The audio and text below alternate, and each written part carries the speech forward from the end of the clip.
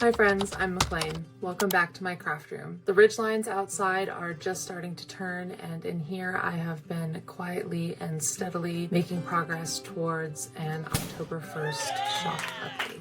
I run a tiny handmade shop from this desk. I live with dynamic disability, which means most days I only get a few usable hours, so I have to build around that rhythm. Small progress every day. You'll see everything I'm working on is close at hand. Working from a seated setup is what keeps creating possible for me. Mountains don't rush, neither should I, but I do keep going. This update carries a little extra meaning. It's been exactly 1 year since Hurricane Helene decimated Western North Carolina, where I live. Many of the pieces I'm launching now were actually meant to go out then, but our mountains are still recovering in quiet ways, and so am I. These objects hold that story. Slower timelines, careful hands, resilience in every stitch. Between making for this shop, I run 2 other businesses out of this room. Milk Veg Merch, where I help value-driven teams create sustainable custom merchandise, and Crafting Coven, my seasonal craft community. This last month, I've been onboarding an amazing new merch client while also finishing the autumn equinox embroidery craft kits. There's a full long tutorial for the embroidery kit if you would like to dive deeper into that. And in the little windows between those commitments, I've been dreaming up and facilitating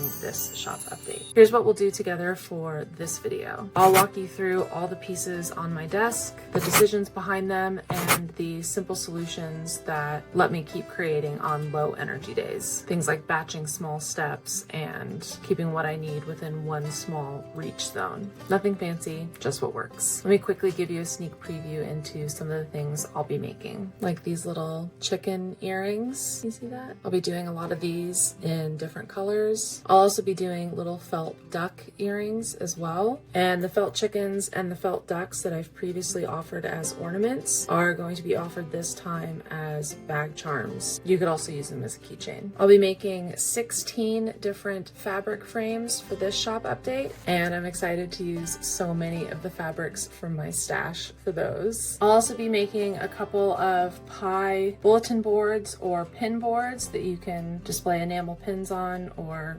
cards or whatever. I've been really excited to share these with you. Then I'll be painting more beeswax candles for this shop update. This is also the craft for the Crafting Coven Winter Solstice kits, but with different designs. I know that's already a lot. If I have time, I will launch my paper flower kits in this shop launch. If I don't, I'll launch those later in October or maybe on my birthday, November 1st. I won't pretend I'm not worried about time. With limited hours, I simply can't make everything I can dream up. But I'm learning to trust the slower path, and what I can finish, I try to finish well. And I'm proud of what's taking shape here. Only a few years ago, none of this would have been possible. So thank you for being here and keeping me company while I make. If this resonates, stay with me for the process. When you're ready, everything I finished today will be part of the October 1st shop update. And if any of these pieces feel like they belong with you, I hope they find you. Okay, we better get going. As I cut these tiny shapes, I'm thinking about this season and what it took to get here. This week marks 1 year since Hurricane Helene. Forecasts at the time had called for heavy rain,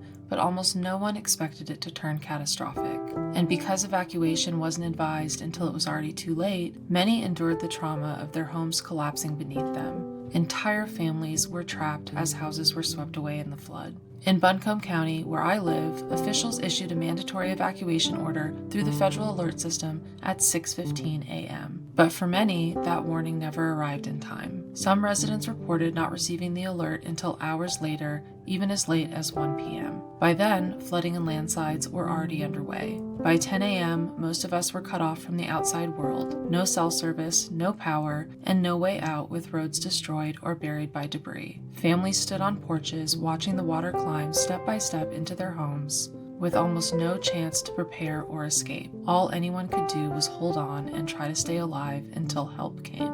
Helene is now counted among the deadliest U.S. hurricanes in modern history, with North Carolina bearing a devastating share of the losses. The official damage estimate sits near $59.6 billion, yet 1 year later, only $7.6 billion, just 12.8%, has actually reached our communities. Another $3 billion is stuck in bureaucratic limbo, technically promised but still inaccessible. FEMA has reimbursed only about 10% of the cleanup costs counties already covered, forcing local governments to borrow or slash budgets just to haul debris, repair roads, and demolish unsafe buildings. Recovery here is still about the lives, homes, and places we lost to the storm, but it's also about the political tug-of-war over the resources we need to rebuild. Dollars get approved on paper in Washington, but take months, sometimes years, to make it into the mountains. Local leaders warn that shifting rules and matching requirements mean some towns may never see the funds they were promised, and in the meantime, people live in that gap, patching what they can, waiting on what hasn't come. Through it all, neighbors carry each other. Churches that open their doors as shelters still run food pantries a year later. Volunteers strip mold out of houses that families can't afford to abandon. Small businesses reopen in half their old space just to keep a foothold in town. It isn't neat or easy, but it is resilience in its rawest form. Communities refusing to disappear even when the systems meant to help them stall. That's the truth I hold while I work. Small progress, careful hands. Each step a reminder that resilience is often less about rushing forward and more about patiently, stubbornly refusing to stop.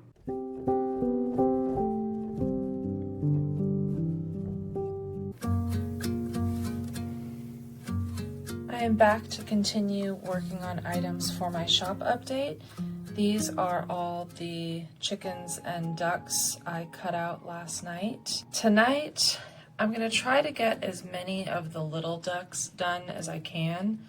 These take a long time to sew up. This is like almost an hour's worth of work just to sew one.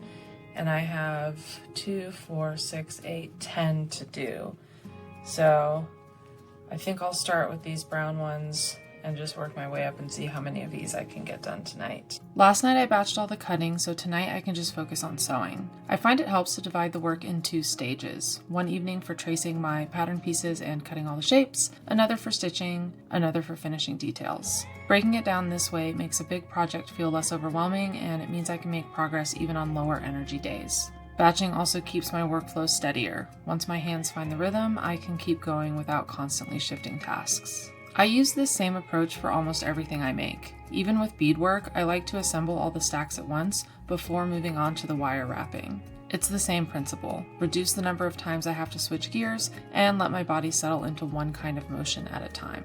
It also helps cut down on decision fatigue. I don't have to figure out what to do every time I sit down at my desk. The next step is already waiting for me. That feels especially important on days when I don't have much to give. I can still move a project forward without using extra energy just to get started.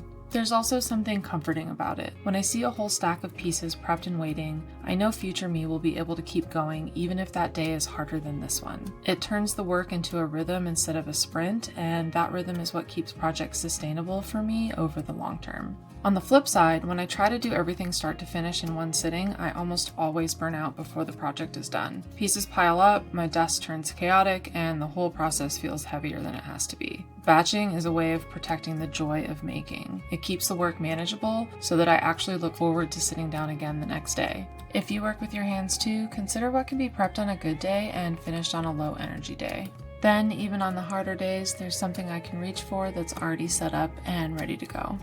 I'm gonna stop here for tonight. I got 6 ducks done, which is 3 pairs of earrings.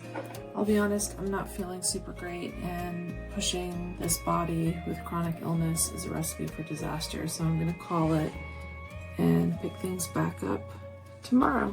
But yeah, I got these guys done, these brown ones, and these gray ones. Okay, see you tomorrow. I am back to continue working on my duck earrings. But I am not feeling super motivated to sew little tiny ducks right at the moment. So instead, I'm going to switch over to making these little bead stacks for each of the duck earrings. So each duck earring gets a stack of 2 tulips. So I have to put these together and do the wire wrapping on the top and bottom. So I'm going to work on that for the next little while. And once I'm done with that, I will either go back to sewing the last 4 little tiny felt ducks, or I might move on to making the rest of the bead stacks for all the chicken earrings, or I might switch to something completely different and work on fabric frames or candles. We will see.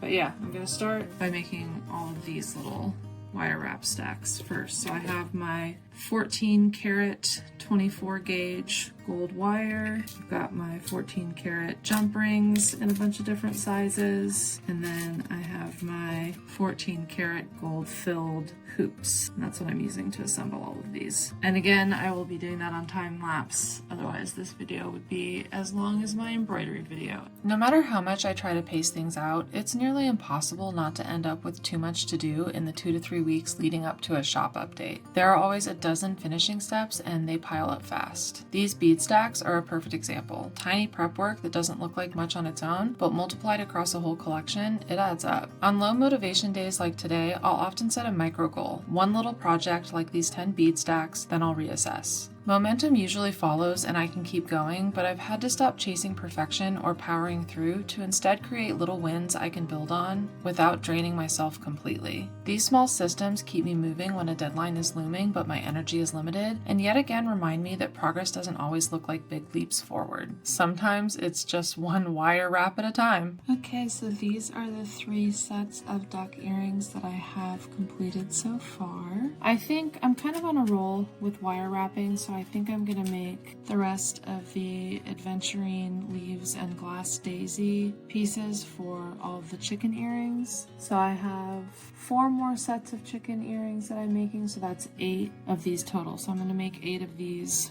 real quick. And then I think I'll go back to sewing little ducks and little chickens for the rest of the night. I've been finding so many stunning beads lately. I'm just going to use these adventuring leaves and these glass daisies for this project, but there's all my different tulip pieces, and then I have lots of other beads for future projects. These beads feel like a natural fit for these earrings, and it took me a surprisingly long time to source them. They're light, durable, and give just enough movement to make the earrings feel alive. I find these finishing details really satisfying. Small enough to be overlooked, but big enough to change how the whole piece feels once it's worn. Once the beads are added, each earring seems to take on its own personality. It's a reminder that no 2 handmade pieces are ever exactly alike. Every variation, however small, makes it unique. That's the difference between something mass-produced and something made by hand. It carries the fingerprint of the maker. I could outsource these earrings and the result would almost certainly look more professional, perfect uniform stitches, every piece identical, but the ones I make carry my dexterity challenges in every teeny stitch. They look rustic, undeniably handmade, and I think that's what makes them special. Each one tells the truth of the hands that created it. As I work on these products, I've been thinking a lot about future collections. It feels like these offerings will lay a solid foundation I can build on, each update refining the process and expanding what I can offer. That foundation isn't just technical though, it's also creative. Part of building a practice like this is learning to trust the instincts that make my work feel like mine. And for me, that includes a sense of whimsy.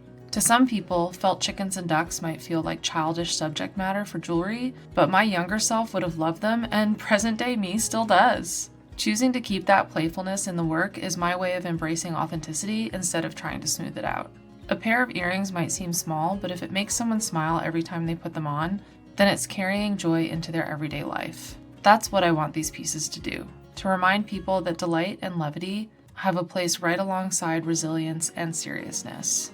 In the end, these details, a flash of green aventurine, the curve of a glass tulip, are what carry a piece from simple object to feeling like it has a personality. They're small choices, but they're the ones I hope someone notices when they wear these earrings and realize that the little things matter. And that's really the heart of handmade work, the little things. Hours of quiet effort that add up to something joyful, whimsical, and alive. The possibility that these details brighten a stranger's day is enough to keep me going. Okay, there are all of my finished earrings so far. 5 sets of duck earrings and 1 set of chicken earrings. I'm gonna go ahead and call it for the night. I don't want to overdo it like I did yesterday. So I'll stop tonight and then tomorrow I'll come back and work on these 8 chickens. Okay, see you tomorrow. I'm really pleased with all of the little earrings I've gotten done the past couple days. Here's a pair of chicken earrings that I'm wearing to make sure the length is good and that they feel good while you wear them. Now that I feel like I have a pretty good workflow for felt objects, I'm actually going to take a break on chickens and ducks for a day or two and instead work on fabric frames. All of this fabric, as well as this stack, needs to turn into these fabric covered frames before October 1st. Most of the frames I'll be doing for this round will actually be 4x6 and 5x7. I'll only have 3 8x10s. I will be including this, I think this is 11x14 that I made previously. This will be in the shop update. But I will have a 5x7 with exactly this same fabric. So the mat will be this yellow check pattern and the frame will be this floral. Otherwise, everything else is new fabrics that I haven't done in frames before, including a couple with this fun jack-o'-lantern flower fabric that I really love this time of year. Okay, let's make some fabric frames. I've been working on these fabric frames longer than almost anything else in my shop, and for the longest time I hesitated to list them. The corners can be tricky, the glue doesn't always cooperate, and the little imperfections are hard to avoid. But instead of keeping them tucked away, I've decided to finally put them out there. For this update, the frames will be priced lower to account for those quirks. Think of them as prototypes, not flawless, but still fully functional and made with the same care as everything else. I realized it doesn't make sense to wait until the process feels perfect because that might take years. In the meantime, these can still bring joy and color into someone's home. What I love most about making frames is pairing fabrics. Every frame ends up with its own personality, and I think that individuality matters more than machine level precision. Over time, my process will get sharper and future frames will look cleaner and more consistent. But for now, I think there's value in sharing these early versions too. If you disagree, that's totally okay, but you might want to skip the frames this time around. I'm gonna stop here for tonight. It's pretty late and I should probably go to bed. I have the first stage of all of my 4x6 frames done, so I have the fabric on all of them, and then tomorrow I need to come back and put a different adhesive around all the edges to further secure it and trim everything up, and then I can assemble, but I'll show you what I have so far. So there's this little blueberry one, this pumpkin one, this frame, and then the rest still have their clips on them, but these two will go together, these two will go together, and these two will go together. So that's 1, 2, 3, 4, 5, 6. Is that right? 1, 2, 3, 4. Yeah, so 6 frames. So about an hour per frame just for the first part. It takes a while. It's kind of a tedious process, but it looks really cool when it's done. Okay, see you tomorrow. Even though I've been making these fabric frames for myself for over a year, I'm still perfecting my process, and as a result, I'll be listing these a little bit lower for this shop update. The main issue I'm having is finding an adhesive that I tolerate that keeps these little tiny edges stuck down. I'm currently using Mod Podge matte for everything, and while it does have some VOCs for sure, I do tolerate it, but long term these little edges will start to come up, and so far it hasn't actually affected the performance of any of the frames I've made, but it's just not a very professional result. And now that I am going to finally start selling these, I really want to improve that. So I need to test a few new adhesives to see what will keep these stuck down long term. And the reason I haven't done that yet is when you have the illnesses I have, doing that testing can be really scary.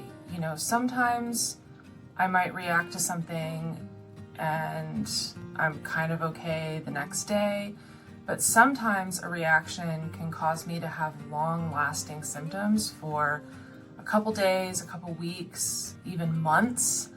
And I mean, on the one hand, it's not fun to feel like crap. It's not fun to be symptomatic. It's not fun to be in a reaction, especially long term. But on the other hand, I've given myself all this work to do. You know, I am now like in the thick of running these 3 businesses, and I don't want to stop. I don't want to be bedbound for a month because this glue, you know, really screwed me up. So it's hard, but I do have 4 or 5 adhesives that I am going to be testing and just really hoping that I'm okay with. I'm going to take some precautions while I'm testing them. The first one is E6000, tried and true. I don't really tolerate regular E6000, but they've come out with this new E6000 Plus, which is low odor. So I'm hoping that this will be a good option because that should be really good for sticking down these edges. I also did purchase the E6000 spray, mostly just for the novelty that they make it in a spray now. And then I also got some fabric fusion. This one is pretty highly rated for sticking fabric to fabric, but it says it also sticks fabric to hard surfaces. So this might work. And then the same thing with this tear mender. It's pretty highly rated, so maybe this will work. I also ordered some Beacon Fabri-Tac. I actually think that's going to be the best solution, and it's not here yet. It's coming in a couple days. But I'm going to try all of these to see which one works the best and which one I can actually tolerate, because even if Fabri-Tac is the best version, if I don't tolerate it, I can't use it. And I'm also trying to keep in mind that the more I talk about the type of disability that I experience, the more people start to follow me who experience similar disabilities. And I don't want someone to not be able to buy a product from me because I've used something in the product that they don't tolerate. So at the same time as I'm trying to keep myself safe during the construction process, I'm trying to keep my customers safe. Because at the end of the day, I do need to generate income as a disabled person. I do really enjoy making this type of thing. So I do want to sell these, but I'm trying to be as ethical as possible in my selling of these. And another factor that comes into that is price. You saw last night, these take a long time to make. It takes about an hour per frame just for this part. You know, this is only the first half. I still have to do all the finishing. And I probably wouldn't be able to sell these for the price I would need to really reimburse myself for the material and labor costs that went into them. But at the same time, as I mentioned before, I really do want to sell these. I really enjoy making them. I really want to send them out into the world. So there's that constant balance of, I understand that while I'm struggling in this economy and can't be buying the things my friends are making as much as I would like, you guys are in the same boat when it comes to me doing my own shop update. So yeah, I'm not totally sure what I'm going to price these for yet, but that is another reason why I'm doing smaller frames for this first round, because I'll be able to price them a little lower just because they're smaller, and then I'll try to keep them as reasonably priced as I can, especially while I'm still trying to perfect my process and while some of them still have, you know, not the most professional looking finishing, but I mean, they are handmade, so they're not going to look like something that came from Walmart or even Anthropologie, because I am literally just gluing them in my craft room at home. Okay, I have a few other things to do today. I need to do some meal prep for the week, and then later tonight I'm going to come back and probably choose just one of these adhesives. I'll probably start with the E6000 Plus, and I'll put that on some of these edges to test and see how that goes. And then if I have time tonight, I'll start working on the 5x7 frames. So my goal before October 1st is, I have my 5 sets of duck earrings done. I have 1 set of chicken earrings done. I'm gonna get 4 more sets of chicken earrings done, 5 duck bag charms and 5 chicken bag charms. I'm halfway through 6 4x6 frames. I want to get these 7 5x7 frames done. I have 3 8x10 frames. And then I've mentioned online and in my email newsletters that I am doing some partner produced products from here on out.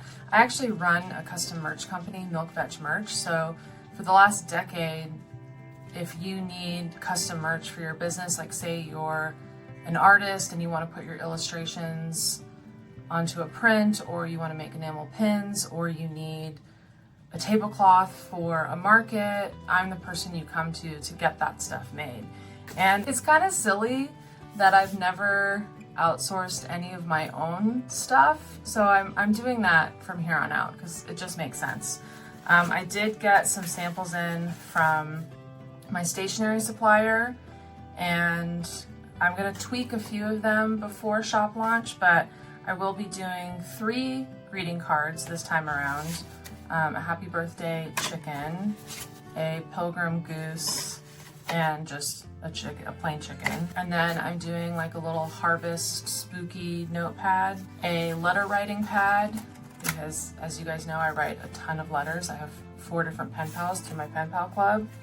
And then I have a couple other things that the samples that came in weren't quite right, so I need to tweak some of the art files and get with my designer to tweak a few things that are above my current graphic skills. But yeah, so I will have a few of those things in the shop launch. Some October 1st, but I've also decided to do a second shop launch on my birthday on November 1st.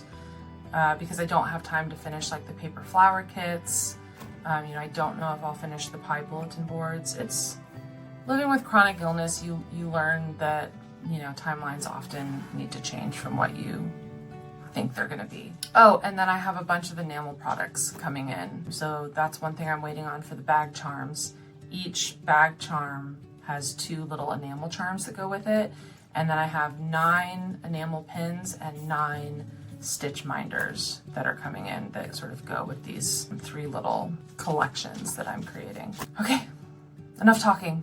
Let's make stuff. Nothing's finished yet, and honestly it won't be until the very last minute, but that's kind of the rhythm around here. Frames lined up to dry, earrings in neat little rows, fabric stacked and waiting their turn. Everything's still in progress, but under control. If you're looking for glossy assembly line perfection, you're probably in the wrong studio. What you'll find here are honest objects carrying a little bit of me in every detail. I'm gonna stop here for tonight. I do still need to cut out the middles of a lot of my 5x7 frames. I'll do that tomorrow. My adhesive tests, I kind of have mixed results. The E6000 Plus didn't bother me at all, which is great, but it's just hard to work with being such a thick paste. I almost wish it was a runnier formula. But conversely, I switched to the E6000 spray, and this had almost no VOCs. It smells even less than the Mod Podge, but I don't like this product. I don't recommend this. I'm not gonna use this again. Since I'm going to start editing this video, and I probably won't show too much more of the frames, let me at least show you the preview of the fabric combinations for the 5x7s, so you'll have seen what's coming. So first up, we have this combination. I really like this fish fabric. Next, we have this combination. I have made this one before for myself. It's on my shelf over there. Next, another floral. This one's kind of like check on check, which I'm a fan of. We have a slightly Christmassy one, a cute strawberry plaid combination, a red, white, and blue option, and lastly, some flowers and jack-o'-lanterns with a green plaid. Since I won't be showing the 8x10s on this video, I'll at least show you the fabric combinations. The first one is going to be this kind of harvest pattern with turkeys and pumpkins and a barn and a green check. Then I'll be doing a pinky strawberry combo. And lastly, the darker version of the flower jack-o'-lanterns with an orange plaid. Because I want to get this video edited and posted so it can be up a few days before the 1st, I'm only going to film a little bit of candle painting tomorrow. I'll do all my other felt chickens and ducks off camera because you've already seen a lot of that. And yeah, but that's it for me for tonight. I will see you tomorrow. It is actually 2 days later. I lost all of yesterday and most of today to being symptomatic and trying to project manage the project manager for our solar panels that we're trying to get installed. So I won't be able to share any candle painting in this video, but I promise to share behind the scenes of that process over on my Instagram if you're interested. We're actually getting solar panels installed so we never have to face the kind of stress we did during Hurricane Helene, and it's taken us an entire year to figure out how to afford them. And I'm not totally sure that we can, but it feels like something really important that we need to do. While we got really lucky and our house was pretty much okay after Helene, being someone that has so few foods that I can safely eat without anaphylaxis, every day that continued with the power out and the grocery stores not open was a type of stress that I had never experienced before. And with another big storm currently in the area right now, it's definitely triggering a lot of that PTSD for folks here, including myself. Having backup power feels like one more piece of resilience that we can build into our lives. Let me quickly show you again the 4 hand-painted candle designs that I will definitely have in this shop update. They are the 4 seasons: winter, spring, summer, and fall. And you can buy them either as a set of just the season or a year, all 4 seasons as a set. And they come in a 10-inch taper size and an 8-inch taper size. I think I will also try to get one sort of spooky Halloween candle design done before October 1st as well. And before I wrap up, let me also show you the pie bulletin boards / pin boards that I'm putting together. They're also not done yet, but I can show you what they're gonna look like to give you a preview. So I'm putting my fabric over a corkboard base, and then I'll be wrapping trim around the outside to kind of look like the wavy edges of a pie crust, and I'll have corresponding trim going in diamonds in the center to look like lattice work on the pie crust. And these will be perfect for displaying cards or notes or enamel pins, like these ones I just finished for Book Nerd, a new bookstore that's opening in San Antonio next week. That's one of my merch clients. Or my Milk Veg merch pins, or any of the 9 different enamel pin designs that will be included in this shop update.